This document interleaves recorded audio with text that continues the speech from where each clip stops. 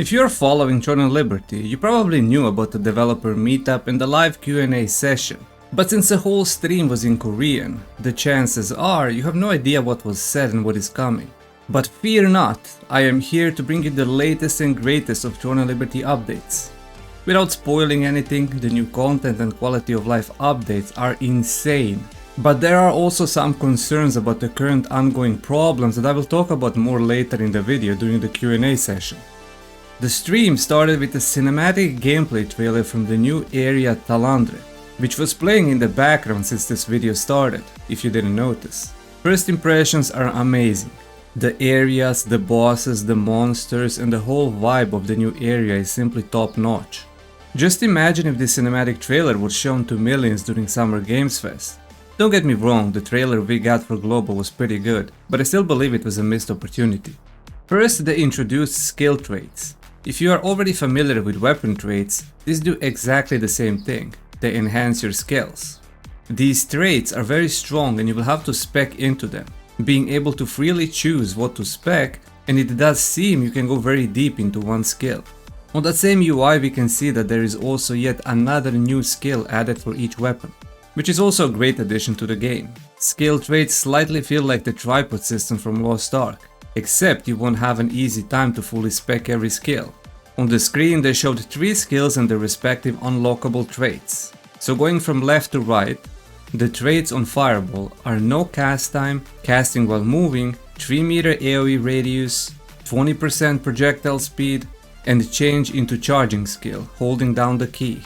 The traits on Leap are 2 charges, able to use twice, new buff for 3 seconds at the end of Leap, which is AoE, resets quickfire on use, and after use immune to CC for 0.5 seconds.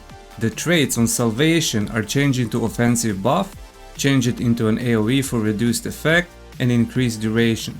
Skills can have different amount of traits, and if there is something like change into AoE and change buff to be AoE, they work well together. To unlock traits on skills you use currency/skill points, and at level 50 you have 100 of them. Not sure if this can be farmed or obtained in different ways yet. Skill traits will add a very much needed build variety, and with this, potentially not everyone will be running the most OP broken build. Next we have the big group dungeon changes. There are challenge dungeons that have 30 levels of difficulty. You get new growth runes, which is a new character progression item, and there is no limit per day, so you can spam it pretty much. The idea behind this is to have a lower entry barrier since first levels will be easy, but also offer a high challenge on the higher levels. Difficulty increase is linear for challenge dungeons and it becomes very hard towards the end. Challenge dungeons are rotated weekly and there are only 2 available at once per week.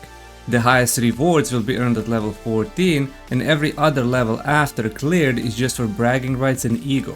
These growth runes are completely new progression system to items and gear. The runes you are dropping in challenge dungeons can be socketed into your gear, and these runes get stronger the higher level dungeons you complete. They are supposed to be flexible and changeable, and these runes are not going to be tied or locked in the items. The main source of the new runes is instant dungeons, but it can also drop from bosses. If this does sound familiar, you probably saw it in Lost Ark, where in Throne and Liberty, the runes can only increase in power depending on the level of dungeon you cleared. And now the biggest yet such a simple change that shuts down pay to win even more is the ability to reroll traits on your gear. Yes, you heard it right, you won't have to farm and hope you get the trait you want or spend real money buying them from the auction house. You will be able to acquire, upgrade and reroll these traits at a very low and very easy cost. They didn't share specifics, as if you will still need to have one gear piece to unlock the trait, or will it be fully flexible and you will have full freedom to select traits you want, but there will be an ability to reroll them at a very low cost. These change pretty much single-handedly solve the 90% of pay-to-win problems and issues most Western players have. But guess what? It gets better. There will be yet another progression system, the new artifact stone system called Tally Stone.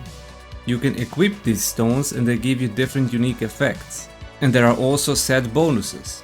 These artifact stones are dropped from open world dungeons and they are divided into 3 bonuses: raw stats, set effects and skill effects. For example, you can get the same effect like the Legurius wand, which is become stealth when below 20% HP. Open world dungeons were mostly used for farming Soland, now they will be almost mandatory for farming daily. And for people who were complaining that gathering, crafting and life skills are very simple, monotone and boring, the two ultimate MMORPG trademark life skills are coming, fishing and cooking, as well as something called Amitoi Expedition. The Amitoi Expedition is a new system where you can send an Amitoi on a mission to farm stuff for you, pretty much like Dispatch in Lost Ark or Stronghold in World of Warcraft.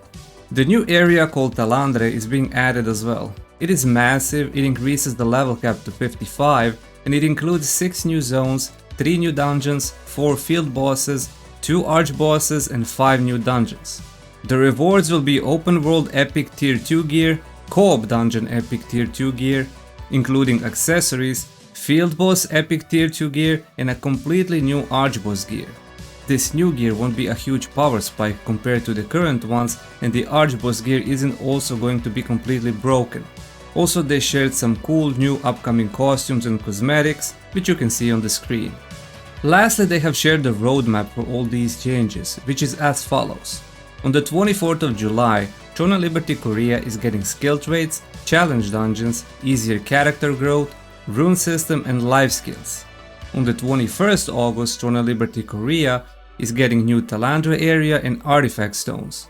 If you notice the dates, you can probably figure out that global open beta will not have any of these changes, and we are likely going to be testing the current Korean version, which is still pretty good and includes a lot of good changes and updates. This all goes well with the global release date, where NCSoft devs have confirmed that the global version will have the exact same quality of life updates and will only be slightly behind in new content, due to how the game milestone system is designed. The good thing is that on the 24th July, Throne of Liberty Korea is launching a brand new Hyper Boost server, meaning that the progression is faster and it's an attempt to bring new players in. So if you're interested, feel free to check out the game and all the new changes. You pretty much don't have to stop playing the game after the global open beta, you just swap to a different region. The bigger portion of the live stream was the Q&A session. A lot of good quality questions were asked, and you can see that many Korean players are very passionate about the game and want to fix the current ongoing issues. Unfortunately, the general impressions about the Q&A session was very disappointing for most of the players in the audience, as 80% of the questions asked had a very corporate answer of either "we are working on it" or "we have taken this feedback into consideration." But these 20% of questions that did get an answer also share some nice cool changes that will happen but weren't mentioned before in the stream. Since there were many, I will only list the most important ones. Mouse macros are bannable, but they have completely dodged this question on multiple occasions and couldn't give a straight answer, and they weren't very successful at banning any players. Weapon mastery will be removed and the grind will be replaced with the content unlocks, which comes already next week. 3v3 arena will be released before Talandre, and local PvE events will become co-op soon. After Talandre, they are planning raids and battlegrounds. They are also working on weapon balance, where they want it to be more skill based.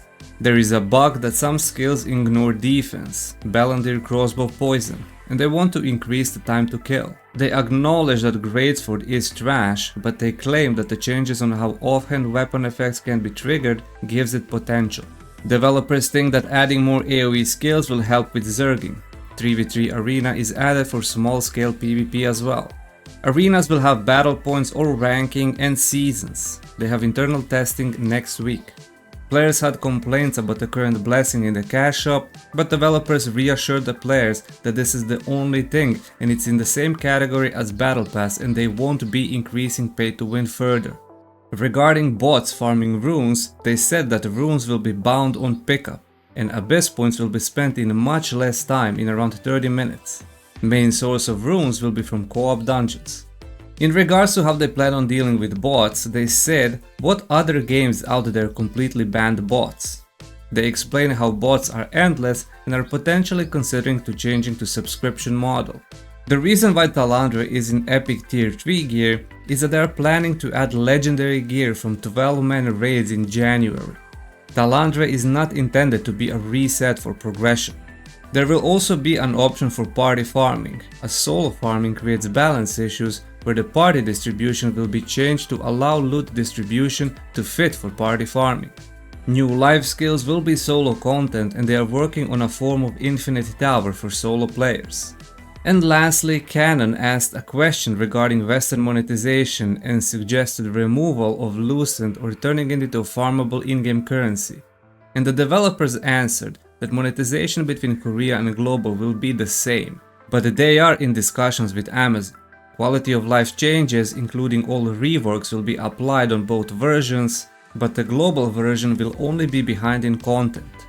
And there you have it. Amazing new content, amazing quality of life changes, some concerns regarding the ongoing issues, but overall the game is heading in a very healthy direction, where they have lowered the pay to win to an almost non-existent and non-impactful level.